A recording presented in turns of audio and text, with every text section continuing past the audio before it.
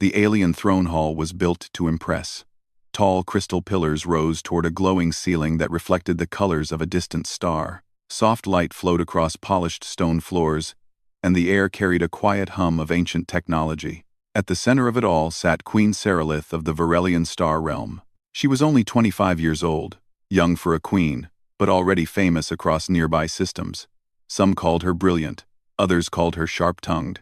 Many feared her pride more than her power. Sarilith rested one hand on the arm of her throne as she listened to the voices around her. Advisors stood in careful lines, nobles watched from raised platforms, and guards remained still as statues. Today was supposed to be simple. A human representative had arrived, requesting an audience. Humans. The thought alone made her lips curve into a faint, amused smile. She had heard the stories, of course. Loud creatures from a harsh world. Short-lived. Emotional.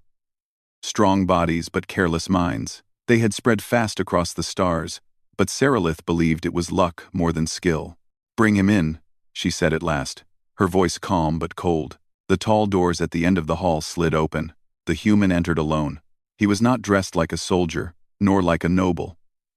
His clothing was simple and dark, clean but worn from travel. His posture was straight, but relaxed. He did not look around in awe or fear. He simply walked forward, stopped at the proper distance, and bowed his head in respectful greeting. "I am Elias Ward," he said. "I thank you for granting this audience, Your Majesty." Sarilith studied him carefully. He was taller than most Varelians, with dark hair touched by early silver. His eyes were steady, not challenging, but not weak either. There was something calm about him. Something unreadable. Already, that irritated her. "You may speak," she said, leaning back slightly. "Briefly," Elias nodded. "I am here on behalf of the United Terran Coalition. We wish to discuss mutual trade protection and shared travel corridors near your outer systems." A quiet ripple moved through the court. Trade. Protection. Humans always wanted agreements. Alliances. Shared efforts. Sarilith had little interest in such things, especially when they came from a species she considered inexperienced. She let a small laugh escape her lips. "Protection?" she repeated. "From whom, exactly? Do you believe my realm cannot defend itself?" Elias met her gaze without flinching. "Your fleets are capable, Your Majesty, but the region is changing. Independent groups have begun testing borders. Cooperation prevents misunderstandings." Sarilith smiled wider now, her eyes cool. "How thoughtful," she said. "A human worrying about misunderstandings." A few nobles chuckled softly. Elias did not react. He simply waited. Sarilith rose from her throne and stepped forward, her long robes flowing across the floor. She circled slowly, like a predator examining prey. "Tell me, human," she said, stopping in front of him. "How long do your kind live? On average?" Elias answered evenly. "Long enough to value time, Your Majesty." That response earned another laugh from the court. Sarilith tilted her head. "Clever words. But words are easy. Humans are known for noise, not patience. For force, not wisdom." She leaned closer. "Do you truly believe my people need guidance from a race that only recently learned to survive its own world?" The hall grew quiet. Elias took a slow breath. When he spoke again, his voice remained respectful. "I believe every people benefits from understanding others, Your Majesty. We do not offer guidance. Only partnership." Sarilith straightened and waved one hand dismissively. "Partnership implies equality," she said. "And I see none here." A sharper ripple passed through the room now. Some advisors shifted uneasily, but none spoke. Sarilith turned away from him and walked back toward her throne. "You may return to your people," she said. "Tell them the Varelian crown has no interest in human protection or human advice." Elias stood still for a moment. Then he bowed again, deeper this time. "As you wish, Your Majesty," he said quietly. He did not argue. He did not plead. He did not look angry. He turned and walked toward the doors. As he reached the threshold, Saralith spoke again, her tone light, almost amused. One more thing, human. He paused and turned slightly, waiting. She smiled. Next time you seek an audience with a queen, choose someone more worthy of the task. The words landed exactly as she intended. A final reminder of her position, of his place. Elias inclined his head once more. There will not be a next time, he said. Then he left. The doors closed behind him with a soft echo. For a moment, Saralith felt satisfied. The court buzzed with quiet approval. Some nobles praised her strength. Others laughed at the human's restraint, mistaking it for weakness. But the satisfaction did not last. An older advisor stepped forward carefully. "Your Majesty," he said, choosing his words with care. That man was not a common envoy. Saralith glanced at him, annoyed. He was human. That is common enough.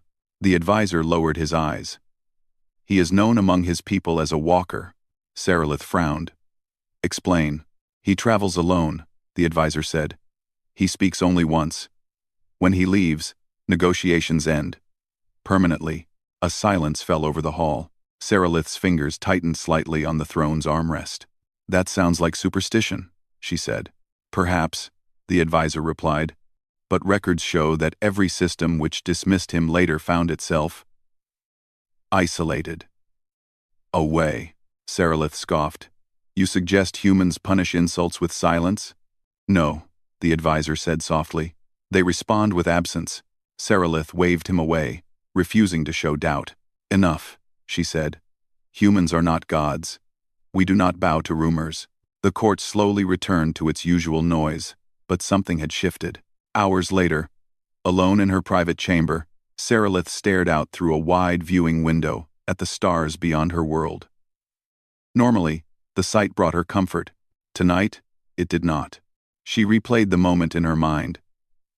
The human's calm, his final words, the way he had walked away without anger, without regret. There had been no fear in him. That unsettled her. A soft tone chimed behind her. A data assistant appeared, projecting quiet symbols in the air. Your Majesty, it said. Incoming message reports. She turned. From whom? Trade lanes near Sector 12 have been temporarily suspended, the assistant replied. Human patrols have withdrawn from shared routes. Saralith stiffened. Withdrawn? Why? No reason stated, the assistant said. Only a notice of disengagement. Another tone followed. 2 independent systems have delayed diplomatic replies. Another. Merchant traffic projections show a decline. Saralith felt a slow chill move through her chest. This was happening too quickly. She clenched her jaw and straightened her posture. Coincidence, she muttered. Yet somewhere deep inside, a quiet voice whispered a question she did not want to hear. What if the human had meant exactly what he said? Far away, aboard a modest human vessel slipping into deep space, Elias Ward stood alone on the observation deck. Stars passed by in silent streams of light. A younger officer approached hesitantly. Sir, should we file a formal response? Perhaps request another meeting? Elias shook his head. No, he said. She made her choice. The officer frowned. And if they regret it? Elias watched the stars without blinking. Regret teaches more than words, he said. The ship continued forward, leaving the Varelian system behind. And for the first time since taking the throne, Queen Saralith felt something she had never allowed herself to feel before. Uncertainty. The days after the human's departure felt strangely heavy. Queen Saralith noticed it first in the silence. Normally, her palace halls were filled with voices, advisors debating policy, nobles whispering ambition, messengers rushing in and out with news from across the realm. Now, the sound felt thinner, like air before a storm. Reports began arriving in careful tones. At first, they seemed harmless. A merchant guild delayed a shipment, citing route uncertainty. A neutral system postponed a cultural exchange.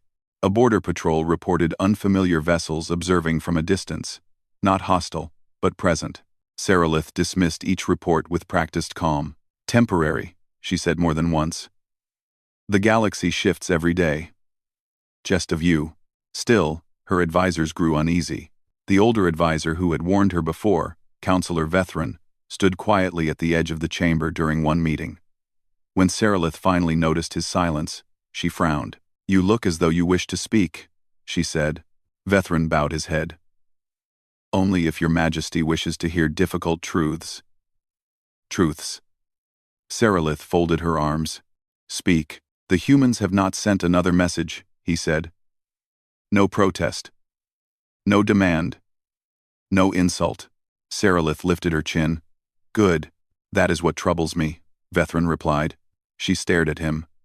"Explain." "Humans usually answer disrespect with distance," he said. "But not silence. Silence means closure." A murmur passed through the room. Sarilith felt irritation rise again. "You give them too much importance." Vethran did not argue.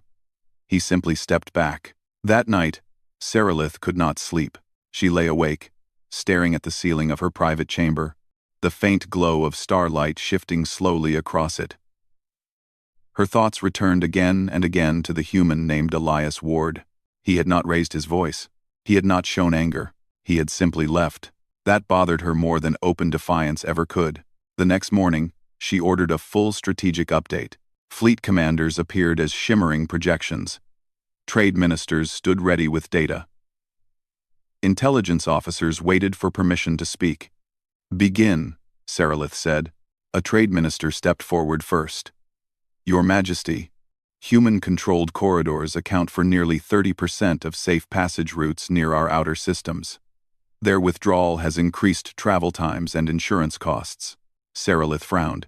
"Humans do not control those routes. They patrol them," the minister replied. Others trusted their presence. A fleet commander spoke next. "Independent forces have begun testing our response times. Nothing aggressive, but they are watching." "Let them watch," Sarilith said sharply.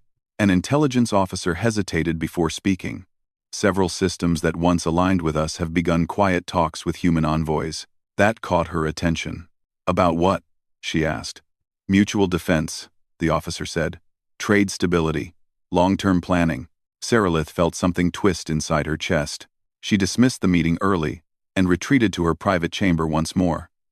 There, she paced slowly, her robes brushing the floor as she walked. Was this truly connected to one meeting?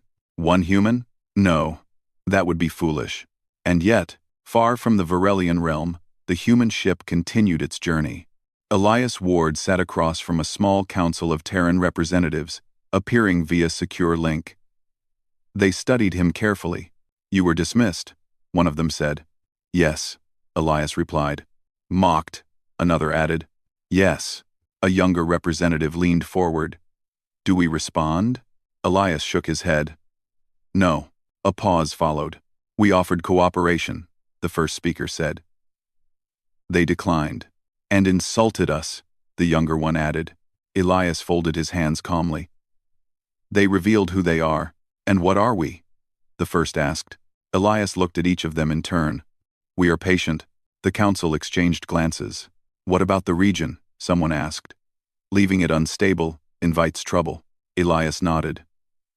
"Which is why we will protect it. Without them, with everyone who chooses respect," Elias replied. The decision was quiet.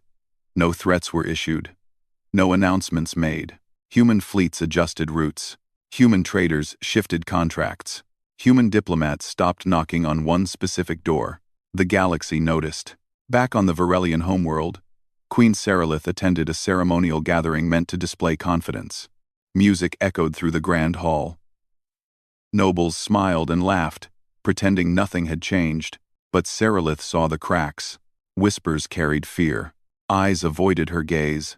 She raised a hand, silencing the room. "Why do you hesitate?" she demanded. "Has my rule grown weak overnight?"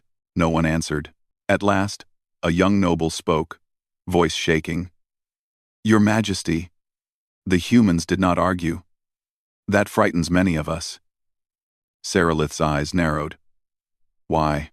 "Because when humans fight, they prepare," the noble said. "When they walk away, they already have." Anger flashed through Sarilith. "You fear ghosts," she snapped. "We are a sovereign realm." The noble bowed deeply and said no more. That night, another report arrived. A nearby system formally announced alignment with the Terran coalition. Seralith crushed the data tablet in her hand, the material cracking under pressure. Enough. She summoned Counselor Vethran again. You will tell me everything you know about this human, she said. Vethran bowed. Elias Ward is not a general, not a ruler. He is a listener. Seralith scoffed. That is not a title. It is a role. Vethran replied. He goes where conflict might grow. If he stays, peace follows. If he leaves, others prepare for instability. Seralith looked away. So he decides fate by walking? No, Vethran said gently. He reveals it. That answer lingered. For the first time, Seralith allowed herself to feel something unfamiliar. Regret. Not regret for losing a deal. Regret for how she had spoken. Her pride had been sharp. Public. Unnecessary. She remembered the moment clearly now. The laughter, the court's approval, the way she had wanted to appear strong, and the way Elias had not reacted at all. The next day, a small disturbance reached the outer edge of her realm. A minor convoy was delayed by an unknown group. No harm came to it. But the message was clear. Your protection is thinner now. Seralith stood alone on her balcony as stars turned slowly overhead. She had been taught that power meant never bending, never apologizing, never reaching back. But the galaxy was changing, and humans, she realized, did not force change. They stepped aside and let others feel the weight of their own choices. She closed her eyes. For the first time since becoming queen, she whispered words meant only for herself. I misjudged him. Far away, Elias Ward stood once more at a viewing window, watching a distant star rise. A junior officer approached. Sir, reports indicate the Varelian realm is under increasing pressure. Elias nodded. I expected that. Will we intervene? Elias was silent for a long moment. That depends, he said finally, on whether they seek help or demand it. The officer hesitated. And if the queen reaches out? Elias turned from the window. Then, he said, we will listen. The ship moved quietly through the dark, and across the stars, a young queen faced the growing truth that silence could be louder than any insult. Queen Seralith stood in the quiet chamber of the Royal Archive, a place few rulers visited anymore. Tall shelves curved along the walls, filled with records of past queens and forgotten decisions. The room smelled faintly of old crystal and dust. She had come here alone. For days, reports had continued to arrive. More delays. More silence. More signs that the galaxy was slowly shifting away from her realm. Not with anger, but with careful distance. No declarations. No threats. Just absence. Seralith rested her hand against a data panel and activated an old record. Images of former rulers appeared, one after another. Strong faces. Confident stances. None of them had ever bowed to outsiders, yet none of them had faced humans either. She exhaled slowly. Pride had always been her shield. She had believed it protected her throne. Now she wondered if it had blinded her instead. Counselor Vethran's words echoed in her mind. He reveals fate. That thought unsettled her. Later that day, Seralith called a private council. Only 3 advisors were allowed to enter. The doors sealed behind them, locking out the rest of the court. We will speak openly, Seralith said. Without fear, the advisors exchanged cautious looks. Vethran stepped forward. What does your majesty wish to know? Seralith met his eyes. If I were not queen, what would you advise? The question stunned them. At last, Vethran answered, I would advise humility. The word felt sharp. Seralith did not react with anger. Instead, she nodded. And if I sought to correct my mistake? She asked. One advisor inhaled sharply. That would be unprecedented. I did not ask if it was comfortable, Seralith replied. I asked if it was possible. Vethran spoke again, quietly. Humans respect honesty more than position, but they do not chase those who call from thrones. Seralith understood immediately. If I reach out, she said, it cannot be as a command. No, Vethran agreed. It must be as a person. The decision formed slowly but firmly in her mind. That night, Queen Seralith made a choice that would have shocked her court if they had known. She would leave her throne, not in exile, not in defeat, but in search of understanding. A single diplomatic ship was prepared. No banners, no royal escort, only a small crew sworn to silence. When Seralith stepped aboard, she wore no crown, only a simple cloak. As the ship slipped into deep space, she felt fear twist inside her chest. Not fear of danger, but fear of what she might hear. Far away, the human vessel received an unexpected signal. Elias Ward studied the incoming data quietly. "It's Virelian," the officer said. "Single ship, no fleet support." Elias remained calm. "Message? Requesting dialogue?" The officer replied. "No demands." Elias closed his eyes briefly. "Open a channel," he said. The screen activated. Queen Seralith appeared. She stood alone, hands folded in front of her, posture straight but uncertain. Her eyes met Elias's across the vast distance of space. For a moment, neither spoke. Then Seralith inclined her head. "I am Seralith," she said. "Not as queen, only as myself." The words were simple, but they carried weight. Elias nodded once. "I am listening." Seralith swallowed. "I spoke poorly when we last met." Elias said nothing. "I mistook calm for weakness," she continued, "and restraint for fear." Still, Elias remained silent. She clenched her hand slightly. "I was wrong." The admission echoed like a shock wave in her chest. Elias studied her carefully. Not with judgment, with attention. "You did not insult only me," he said at last. "You insulted the idea of shared respect." "I see that now," Seralith replied. "Too late, perhaps." "That depends," Elias said. Her breath caught. "On what?" "On why you came," he answered. Seralith straightened. "Not to demand aid. Not to ask forgiveness. But to understand what I failed to see." Elias leaned back slightly. "Then you may come aboard," he said. "As a guest." The docking process was quiet. No ceremony, no guards lining the halls. When Seralith stepped onto the human ship, she felt something unexpected. It was calm, no tension, no fear. No need to impress. Humans moved with purpose, but not urgency. They acknowledged her politely, then continued their work. No one bowed. No one stared. She was simply present. Elias met her near the observation deck. "You left your throne," he said. "Yes," Seralith replied, "because a throne cannot teach me what I need to learn." They stood side by side, watching stars drift past. "Why did you walk away?" she asked quietly. Elias did not answer right away. "Because argument would have changed nothing," he said finally. "You were not ready to hear." Seralith nodded slowly. "And now?" "Now you are listening," he replied. She hesitated, then asked the question that had haunted her. "Why did the galaxy respond so strongly to your silence?" Elias folded his hands behind his back. "Humans do not need control to influence," he said. "We build trust. When trust is withdrawn, others notice." Seralith frowned. "So you punish without striking?" Elias shook his head. "No. We simply stop carrying weight for those who refuse to carry it themselves." The words settled deep within her. She thought of her people, her court, her habits of mockery and pride. "I wanted to appear strong," she said softly. "And did you feel strong?" Elias asked. She closed her eyes. "No." They spoke for hours. About leadership, about fear, about the cost of arrogance. Elias never raised his voice, never praised himself, never spoke of human power unless asked. And when Seralith asked about human strength, his answer surprised her. "We survive harsh worlds," he said. "That teaches us patience, cooperation, restraint." "Restraint," she repeated. "Yes," Elias said.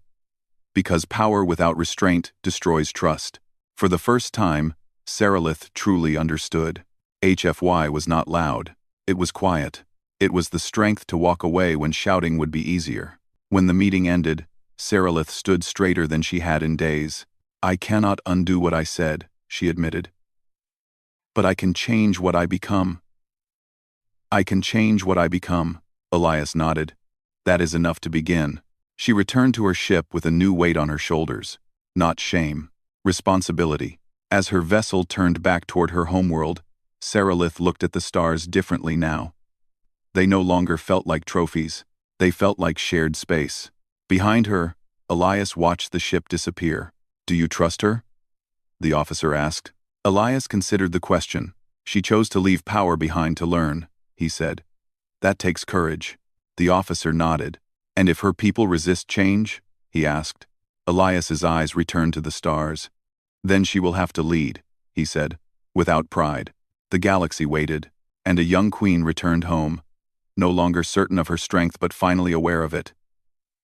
No banners were raised, no music played. Her ship landed quietly on the royal platform as dawn light spread across the capital. Only a small honor guard waited, confused by the lack of ceremony. She stepped out wearing the same simple cloak she had left in. For the first time since her coronation, she walked through the palace halls without being announced as queen, and she listened. Whispers followed her steps. Rumors of instability, fear of isolation, doubt in leadership. Each word struck her harder than any insult ever could. She entered the throne hall and dismissed the court before anyone could speak. "Clear the chamber," she said calmly. "I will address you shortly." The doors closed. Sarilith stood alone before the throne she once believed defined her strength. Slowly, deliberately, she did not sit. Instead, she turned to face the sealed doors. "Open them." The court returned, surprised to find her standing rather than seated. "I will speak plainly," Sarilith said. Without pride, the hall fell silent. "I mocked a human who offered respect," she continued. "I believed power meant never bending. I was wrong." Gasps rippled through the nobles. Sarilith raised a hand. "Silence. Hear me fully." She drew a breath. "From this moment forward, the Varelian crown will no longer rule by mockery or distance. We will rule by responsibility." Some nobles shifted uncomfortably. Others looked away. Councillor Vethrin stepped forward, eyes filled with something close to relief. Sarilith turned to him. "Prepare reforms. End traditions that reward arrogance. Open the court to honest counsel." She then surprised everyone. "I will also send a message." To whom no one dared ask. Far beyond her system, Elias Ward received the transmission. No title was used. No demand made. Only words. "We are changing. Not for aid. For growth. If you choose to observe, you are welcome. If not, we will continue." Elias read the message twice. Then he smiled faintly. "She learned," he said quietly. Events did not pause for reform. Within days, pressure reached the Varelian borders again. A coalition of opportunistic forces gathered near a trade hub, testing response times. Not attacking. Waiting. The old Sarilith would have issued threats. The new Sarilith called a council. "We will not provoke," she said. "We will prepare. And we will ask." A junior advisor hesitated. "Ask whom, Your Majesty?" Sarilith answered without hesitation. "Those who value stability." A request was sent, not a plea, not a command, an invitation. The galaxy watched closely. The response came quietly. Human ships altered course. Not fleets, not armadas. Enough. They arrived and held position alongside Varelian vessels. No announcements made. The waiting forces withdrew. No clash, no spectacle, just balance restored. The court was stunned. Sarilith stood on the command deck, watching the human ships through the viewport. They did not move closer. They did not assert control. They simply stayed. She opened a channel. Elias Ward appeared on screen. "You came," she said. "You asked as an equal," he replied. "We answered." She bowed her head, publicly. The image spread across the system within minutes. A queen bowing not in weakness, but in acknowledgement. The galaxy noticed. Trade routes reopened. Messages resumed. Trust returned, slowly, carefully. Weeks later, Elias visited the Varelian capital again. This time, no mockery greeted him. No laughter echoed through the hall. Sarilith waited at the base of the throne steps, standing. "Welcome," she said, "as a guest, as a partner." Elias inclined his head. "That is all we ever asked." They walked together through the palace gardens, speaking of the future. You changed your court, Elias observed. I changed myself first, Sarilith replied. She stopped near a pool of glowing water. Why didn't you ever remind me of my mistake? Elias looked at the reflection of the stars. Because reminding creates defense, he said. Silence creates reflection. She smiled softly. Humans are dangerous in ways we never understood, Elias chuckled. We prefer useful. In time, Sarilith's reforms reshaped her realm. Younger leaders rose. Old habits faded. Dialogue replaced display. Human advisors never ruled, never commanded. They advised only when asked. The balance held. Years later, a historian recorded the moment that changed everything. Not a battle, not a speech, not a threat, but a human who walked away, and a queen who followed not to demand, but to learn. On a quiet evening, Sarilith stood once more on her balcony. Stars turning slowly overhead. She no longer felt the need to impress them. She felt responsible for them. A message arrived from Elias. Stability confirmed. Trade lanes clear, she replied with a single line. Thank you for walking away. The answer came moments later. Thank you for listening. The galaxy continued on. And among its many stories, one truth remained clear. Humans did not need to rule to shape the future. They simply chose when to stay and when to leave.